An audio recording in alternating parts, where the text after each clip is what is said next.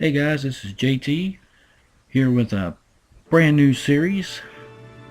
As you can tell, Kerbal Space Program. It's like a, if you don't know, I guess a sort of a flight simulator game. It's focused around space exploration and stuff like that. It's an awesome game if you're into space at all or anything like that. If you're into flight simulators and things like that, it's just an awesome game. It's got a full solar system to explore. You can take ships to different planets, moons of the planets. It's just an awesome game, and I'm in version 0.22, which is the latest version. It just came out like 3 weeks ago, I think, something like that, not too long ago. But in this latest update, they've added career mode. Normally, or what the game has been so far, is like a sandbox where you have unlimited parts and there's no money factored in and anything like that. You have all the parts unlocked to build your ships with and things like that, and you can do pretty much anything you wanted. But now they've implemented a how do you want to say, it's a career mode, but it's not the full career mode. It's just like a taste of what the career mode, because this game is still very much in development. So let's get started here and I'll show you what I'm talking about. So we are going to be starting a brand new game. You see here you've got sandbox and career mode. So we're going to be playing in career mode for most of this Let's Play. We may go to sandbox mode every now and then just to do something crazy, but I mainly want to focus on the career mode because I think that's what's going to make this playthrough interesting. You have flags here that you can pick because you can plant flags on different planets and moons and stuff like that. So we're just going to go with the Kerbin, which is the name of the planet Earth. The Earth equivalent is called Kerbin. So that's what we're going to choose there. Our name is just going to be JT. We're just going to keep things simple. So let's kick this bad boy off. Like I said, this is an awesome game. I really enjoy it. And if you guys, it's only $30. I think it was $30 when I bought it. I don't think it's gone up any since then. But yeah, look at all this stuff you've got. You've got a runway because you've got space plane. This is the space plane hangar. If you look down here in the bottom left-hand corner of the screen, as I hover over the different buildings, it tells you the names of the building. You got a space plane hangar to build space planes in. You've got a astronaut complex, which is where that comes into the career mode later on. It's really not a big factor right now, but you can choose different astronauts to go on different missions. They have well, here, I'll click on it and just show you. Yeah, see, these are the ones that are available to us right now, which are the 3 originals that came with the game. Like, they've been with the game since its inception, and these are the ones that they've added in.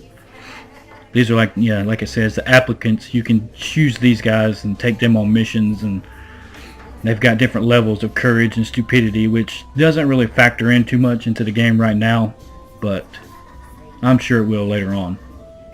So this isn't really a big thing that we're going to be worrying about. But if you kill these astronauts on the missions, which you can do if your spaceship blows up or if you crash land, if you kill the astronauts, they're dead for good. So you'll have to come back over here, and I'm pretty sure, I think I'm correct in saying that. I may be wrong, but I'm pretty sure if you kill them, they're dead for good. So you have to come back and choose you some more astronauts to take on to your space flights. So you've got a tracking center here. That's how you track all your flights that are in progress, like your satellites and things like that. I'll get to that once I could click on it right now, but it wouldn't show you anything. So here is your research and development, which is the newest part of the career mode. This is pretty much all that the career mode is about right now. If you click on this, this is the next rank in career mode. You see it costs 5 science, which is the unit that they're using to measure your progress. It's in science. It's kind of funny, but this whole game is kind of silly with the Kerbals. You'll see how they walk and stuff like that. Little green men. But yeah, so you see we need 5 science in order to unlock these 4 parts right here, which are pretty significant. I mean, here's a fuel tank you're going to need. Here's a decoupler, which you need to go through your different stages of your rocket, which I'll be explaining as I go through. And once you unlock one of these, it unlocks a tree. It's like a how would you say, like a achievement tree, something like that. When you unlock one, you'll get like 2 or 3 branches that branch off that one, and then you click on one of those and unlock it. You know how a achievement tree works, or you know what I'm saying.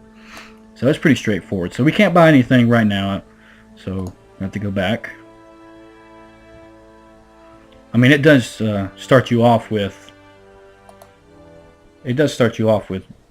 basic stuff to get you started. And right here is where we're going to be spending most of our time, the vehicle assembly building, which is, if you guess by the name, is where we will be assembling our rockets. So the very first thing we can do, really, because we have very limited, if you check the parts, look, we have very limited parts to work with here. We have nothing under control, structural, we have nothing but these little struts like things, connectors, nothing in aerodynamics. Utility, all we have is a parachute, and all we have is an antenna for our science, which is this is how you would collect your science, is under this tab. It'll have different tools you can attach to your rocket ship to perform science as you're in space.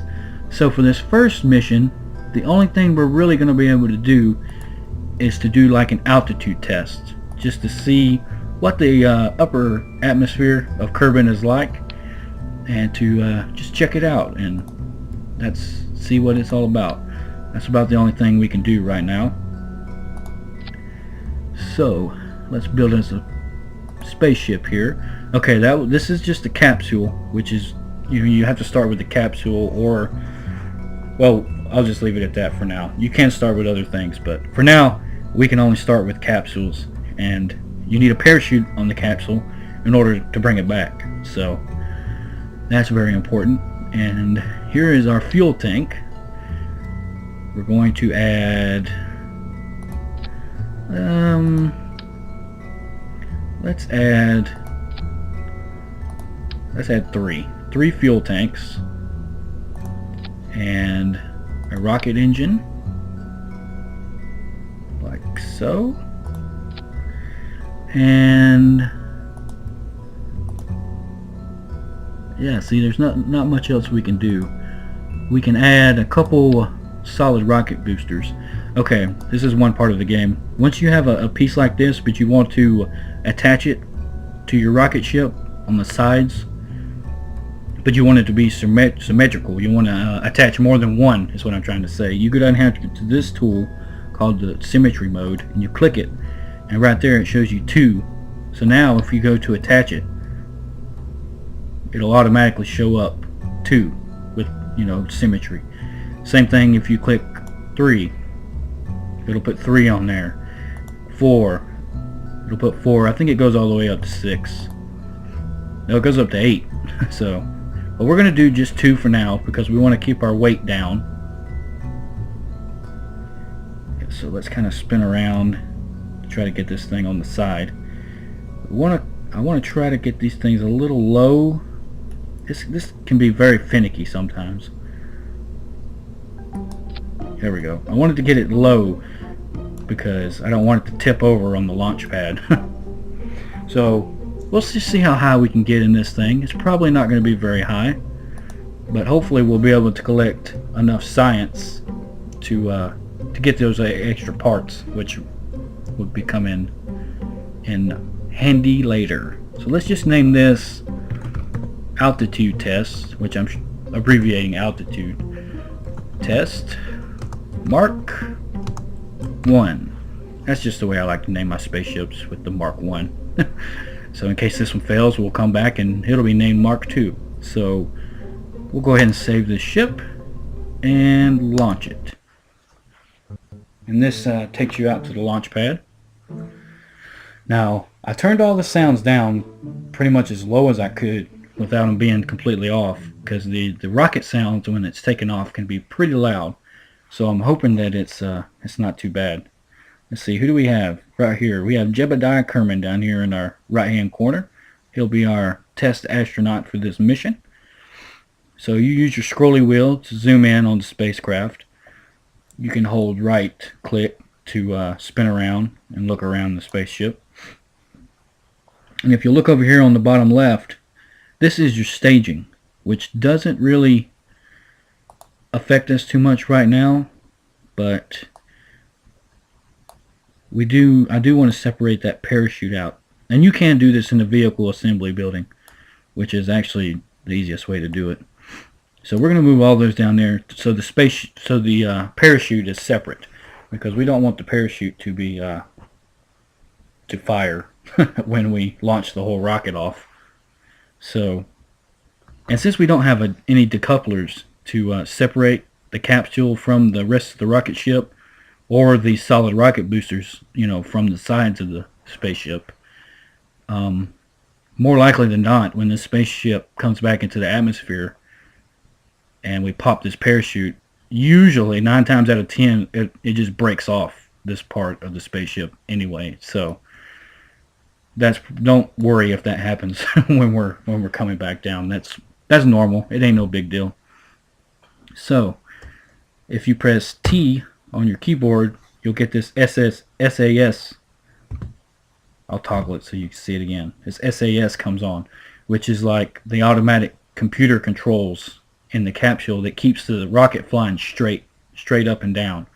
It'll try to keep it as straight as possible as you're flying, so that's very helpful. And if you don't turn it on, it can cause you problems. If you hit your shift key, if you look down here on the nav ball on the left hand side, shift raises your throttle and control lowers your throttle, which is very important, because if you forget to hit that, then your spaceship will do nothing on the launch pad, unless you have solid rocket boosters, because they don't have a throttle. They're wide open all the time. So I think we're just going to go with full throttle and just blast this thing off and see how high we can get. So let's start a countdown, shall we? 5, 4, 3, 2, 1. Okay, successful liftoff, and the rocket sounds don't sound too loud for me, so I hope they're not too terribly loud for you guys. So up here at the top is our altimeter. I don't know if that's the correct way to say that, but this is our altitude. It's in meters. It's a metric system, like most of the world is, except for the United States. So right now we're at 2,500 meters and rising. Right fast, I'll show you. If you press M while you're flying, it switches you to the map view, which this will show you your apoapsis, which is the highest point in your orbit or in your flight. So if we were to stop right now, this is how high we would probably fly up. But this is going to show us how high we're going. That comes in more handy when we're actually doing an orbit. So our solid rocket boosters have... Ooh, we're getting atmospheric effects going out of the atmosphere. I've never had that happen before. It's pretty cool. That's because we're going so daggone fast is why. This is your speed right here on top of the nav ball. We're going pretty fast. We're probably going to get a pretty high altitude out of this. So let's just sort of turn towards the east just to get a little bit of an arc. And boom, there we go. We're out of fuel. So let's check our map right fast. Oh yeah. Oh cool, 77,000 meters. 70,000 meters is when you're officially in space. So I don't know if we'll actually make it that high or not, because you see as I hover over it, it's steadily going down. That's because of gravity. Gravity's pulling us back down as we're going up. This game is very realistic, and it's just so awesome. But you'll know it when we hit space, because it plays this music, ambient music, when you hit space. That's how you know when you're in space. So in about a minute and a half, we should reach the top of our arc here. And that's when we'll come over here to the capsule. If you right click it, it says crew report. That's how we're going to take science. But we're going to wait till we get, well, actually we're going to do it now. I don't know. Should we do it now? Because if we reach space, that's when I want to do it. Or maybe I can do it twice. Once in the atmosphere, once in space. I'll see. I'll just test it out and see what happens. So let's click on that. Do a crew report. You record the crew's assessment of the situation. Crew report from Kerbin's upper atmosphere. 3.5 scientific data. So that's not that great. We'll send that. Oh crap, I didn't put no antenna on here. So I can't do that. Crew report. Overwrite. Still in the upper atmosphere. Let's keep that data. And let's do it again once we get in space and see if that makes a difference. Oh yeah, we're definitely going to reach space. About 47 seconds. If you use your arrow keys, or your greater than, less than sign on your keyboard down toward the bottom, if you press that, you can actually speed up time. Oh, did you hear the music kick in? That means we're officially in space, guys. Check it out. You can hold the right clicker down on the mouse, hold it down, and you can move around and look all around. Look back down at Earth. It's pretty cool. So we need to do some science before we fall back down. Crew report, override it. Oh yeah, 5 scientific data. That's what we're looking for. Keep data. That'll allow us to get some more stuff. Okay, this is turning out to be a successful mission so far. But it only counts if we can make it back alive. So, let's all pray for that. But yeah, this is awesome. Let's see if we can find the moon. Moon or mun, however you want to pronounce it, because they actually spell it M-U-N, not M-O-O-N. You may not be able to see it. Deploy shoot? No, sir. We don't want to deploy the shoot in space. Yeah, we made it pretty far in space. This is a pretty good little rocket here.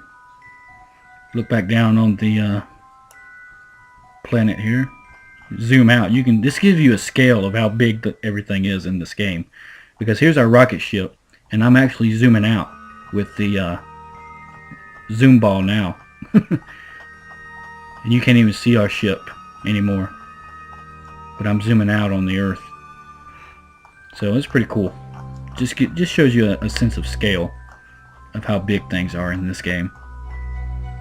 Let me go to the map view right fast and zoom out and show you the solar system. Let's get this kind of view where we're looking straight down. So here's the Kerbin, which is like the Earth equivalent. This is the moon, or mun, however you want to pronounce it. I'll probably be pronouncing it moon. And then if you zoom out more, you have Mimbus, which is the second moon of Kerbin. Right there it tells you it's 46 million meters away, whereas the moon is only 11 million. Uh-oh, music stopped. That means we're going back down. We shouldn't have enough time though to check this out.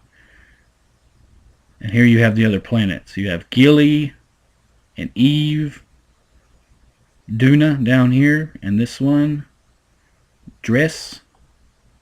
And you zoom out even farther, you have a Jewel and an Elo. I think that's about it. But look how far Elo is away. 113. Uh-oh. Is that billion? Thousand, million, billion. Yeah, that's 113 billion miles or meters away. The furthest I've ever made it in this game playing in sandbox is Duna. So it'll be a fun to do this with you guys. So let's hit M again and go back to our spaceship here. Kind of get oriented. So this can take a while. So through things like this, I'm probably going to speed it up as in the game, not like I do in Minecraft. I'm just going to use the arrow keys like I told you earlier to speed up time, like so. Yeah, I know about that. Because, I mean, it can just take forever waiting for this thing to drop back down. So we're going to speed up time. But yeah, I think I'm really going to enjoy this series. This is going to be a fun thing to do alongside of Minecraft. Because like I said, I really like this game. And it's just so much fun. There's our atmospheric effects, which doesn't really do anything at this point in the game. Besides, it's just for show. It doesn't really damage your spacecraft. Or it's not like you can explode coming back down or anything like that. And, oh, we need to deploy our chute. Here we go. You need to do that around 10,000 meters. So let's see if this chute is powerful enough to take this whole spaceship back down. I don't think it is. Check it out. There's the Space Center. We didn't really go that far off, did we? We just went straight up and straight back down. It's pretty cool. This is actually the closest I've ever landed back at the Space Center in this entire game. So I don't know if this chute's powerful enough to catch this whole spacecraft or not. At 500 meters is when the chute will fully deploy, and we'll find out then. So let's speed up time a little bit. ×2.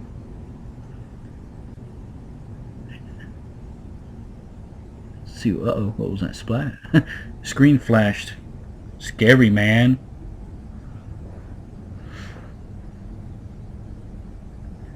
I'm going to stop time, slow time down. By the way, this altimeter, altitude meter, whatever you call it, is sea level. It doesn't account for mountains and hills and stuff. So if you're trying to land over the over the land, there it goes. Oh, so it is powerful enough. That's pretty sweet. It's pretty cool. It's a pretty powerful parachute there. And since we're landing in water, see, 12 meters per second is kind of fast to be coming in. I would prefer to be at around 5 or 6.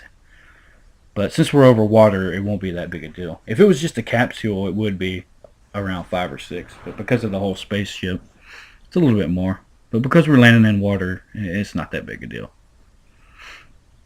So a pretty successful mission, I'd say. Jebediah, he's had a pretty good time this whole time. He hadn't freaked out too much. We haven't given him much reason to freak out. He's been the first Kerbin to leave the atmosphere of Kerbin, so he's a national hero now. We may have to make something for him in mind. Well, then no, we're not going to do that. We're not going to meld the two games. We're going to keep these separate. So 2 meters, or 20 I should say. Splash down. Did the ship fall apart? Sometimes when it hits the ocean, it'll fall apart.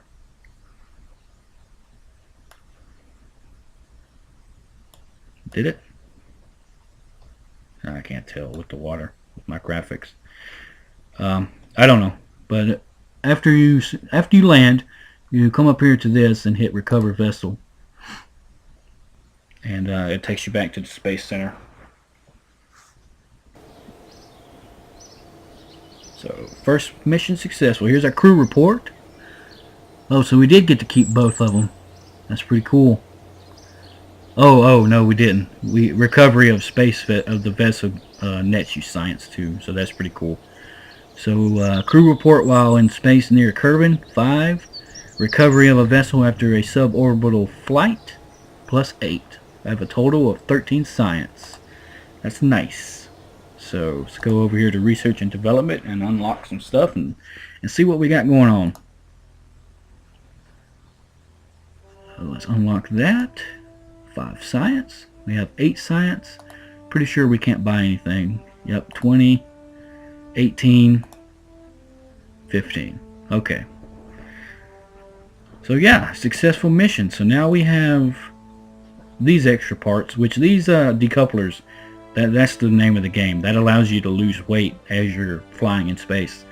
Like as we run out of rocket fuel, we can eject that stage and keep on going and lose that weight. So they're very handy. And there's a larger fuel tank too, which will come in handy. Let's see, what should we aim for next? That one's not such a big deal. What is these? Radio decouplers. Those come in handy for ejecting those solid rocket boosters. You can't do those with regular decouplers. Well, you can, but it doesn't really work all the time. It's not very reliable. We may try it out and I'll show you what I'm talking about. Landing struts. Not really looking for landing struts quite yet. So this will probably be the one we go for. Try to get these radio decouplers.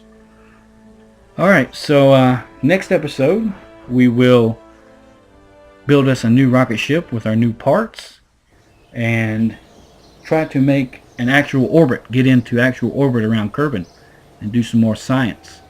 So look forward to that next time. Thanks for watching. I really hope you guys enjoy this new series. I'm not going to quit Minecraft. You know, Minecraft is an awesome game, so I'll still be doing Minecraft. But I just wanted to throw some variety onto the channel, and I think this is going to be the answer to that. So I hope you guys enjoyed this video.